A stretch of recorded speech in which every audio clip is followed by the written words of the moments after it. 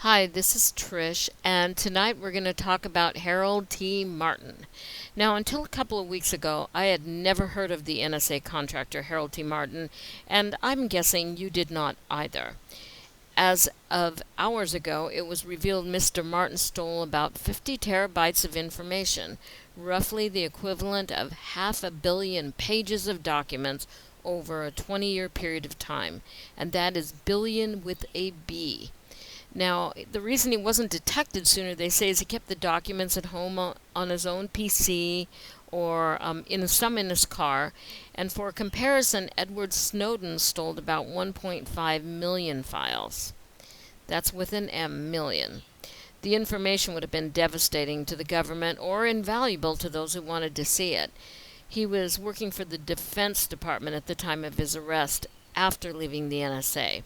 The FBI took him into custody in August 27th of this year and charged him with theft of government property and unauthorized removal or retention of classified documents. He's still in custody, though they have yet to prove anything other than he had the documents. Now, Harold Martin left the service in 1995. I think it was the Army, and he worked for several companies. When he was arrested, he worked for Booz Allen Hamilton.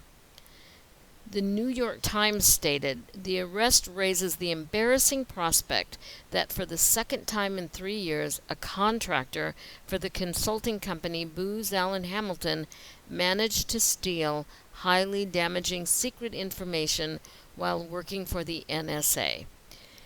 In 2013, Edward Snowden was also a Booz Allen Hamilton contractor. He took 1.5 million files, passed them on to journalists, and exposed the whole surveillance program in both the U.S. and abroad.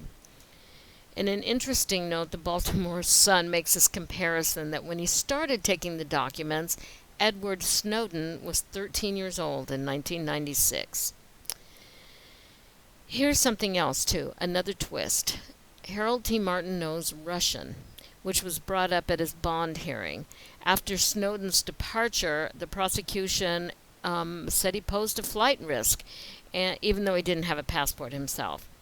Now, Mr. Martin lives in Glen Burnie, Maryland, and was totally unaware as his neighborhood was swarmed with FBI agents, telling his neighbors to get inside and stop looking around.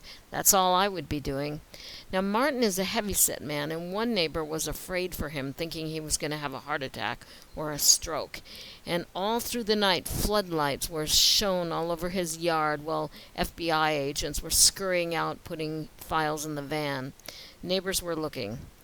The Martins were good to their neighbors, and they were even generous. They took care of people's pets. They sat out on the porch and handed out Halloween candy. So far there's no evidence that Martin was going to do anything with the decades of material that he had. There's no evidence, but there is another twist. Besides knowing Russian, Martin had an arsenal of weapons, including a military-style rifle. And he went to Connecticut to buy a police-grade Chevrolet Caprice, like a tank of a car.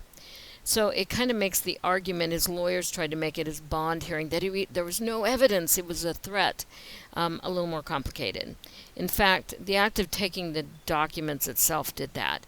And the arsenal of weapons and police car may have meant something else was going to take place in the near future, like the sale of government documents, perhaps? Though Martin seemed to leave classified documents laying around in his home, authority asked why he kept so much of his material in his car alongside a gun, as though he were trafficking in dangerous contraband. Now, he has an ex-wife in Australia named Elizabeth, who called him a workaholic hoarder and a computer nerd, but said he was a patriot. And Jesselyn Raddack, who is a lawyer who represents whistleblowers, responded to the report on Twitter saying, "Sounds like the latest NSA leaker is really a kleptomaniac with a hoarding disorder." And finally, Edward Snowden tweeted, "How secure is NSA? Well, the FBI has had this man in a dungeon since August, but says has no idea what he did." So go figure.